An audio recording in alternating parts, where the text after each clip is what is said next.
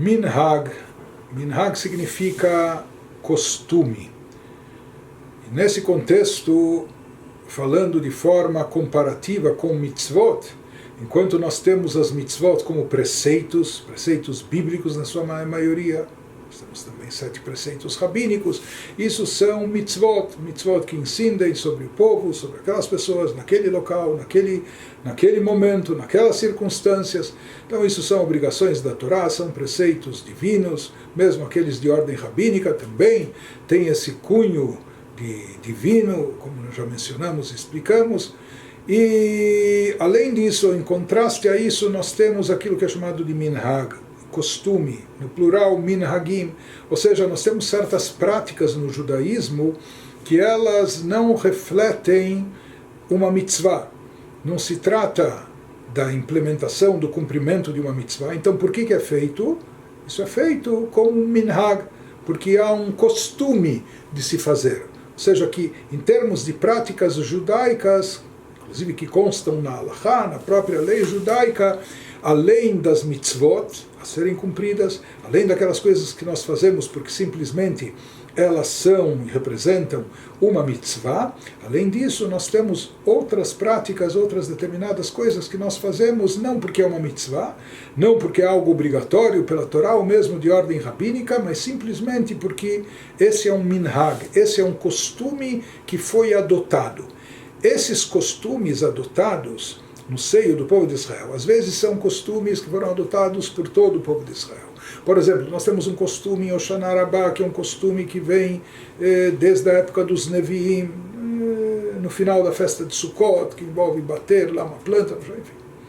Isso é um costume que está presente em todas as comunidades Ashkenazi e Sefaradi do tempo dos profetas, como nós temos. Nós temos outros costumes que são posteriores, e alguns costumes desses eles se propagaram apenas nas comunidades sefaradis, enquanto que outros só nas comunidades ashkenazis. Ou seja, naquela época, na Idade Média, etc., não tinham os meios de comunicação e transporte rápidos que nós dispomos hoje. Por isso, mesmo que isso foi adotado por alguns ou eminentes rabinos, vários, numa determinada comunidade ou numa determinada região, muitas vezes acontecia que durante décadas, se não até séculos, as comunidades judaicas que viviam em outro país, em outra região, ignoravam, nem sabiam da existência desse costume.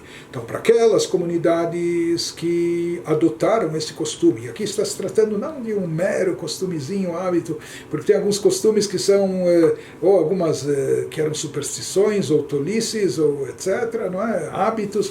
Aqui nós estamos falando de costumes que estão baseados e fundamentados, seja com fundo, com teor judaico que tem um significado, ou que estão relacionados com algo da Halachá. Tem muitos costumes que têm origem cabalística e que os sábios, os mestres viram que se tratava de um costume não só bom, positivo, adequado, indicado, mais do que isso, enfim.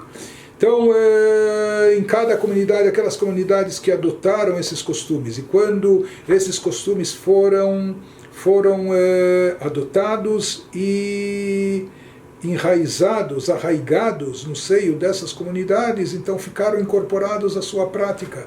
Então esse costume, ele acaba tendo, quando ele se propagou, durou naquela geração, às vezes se expandiu por gerações, maneira de dizer, acabou, isso foi incorporado dentro da prática judaica, isso que se fala, Minhag Israel Torahu, que um costume de Israel, um costume tradicional judaico, tem a força de Torá, é como se isso fosse a própria Torá. Na verdade, não está escrito na Torá, nem sequer no código rabínico, não é? Mas quando é um costume que acabou se propagando e se expandindo em Israel, todo o povo de Israel, nós temos uma série de coisas. A celebração de Lag BaOmer, isso não é uma mitzvah da Torá. Lag BaOmer, que se vai para Miron, dia de falecimento do Rabbi Shimon Bar Yochai, etc.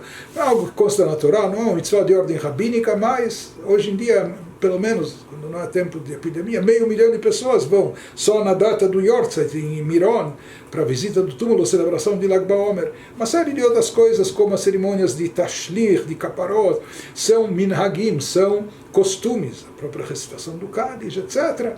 Mas são costumes que ficaram tão arraigados, tão incorporados à prática judaica que definitivamente e para sempre fazem parte da nossa vida com uma força e um ímpeto enorme. O costume das akafot, até as danças com a Torá, em Simchat Torá, não é uma mitzvah da Torá de ordem rabínica, é um minhag, mas que minhag sagrado, que costume sagrado com tanta exuberância, com tanta importância, com tanto impacto, com tanto efeito. Então nós temos diversas coisas no judaísmo cuja origem não está na Torá em forma de mitzvot, ou seja, a prática, isso não se inclui na prática das mitzvot, porém, isso é originário de minhag, de um costume. Quando um costume, por assim dizer, pegou e se incorporou na comunidade, mais ainda nas comunidades ou no povo, então, de forma definitiva, ele faz parte da prática judaica, fica incorporado no modus vivendi judaico com uma força e importância muito grande.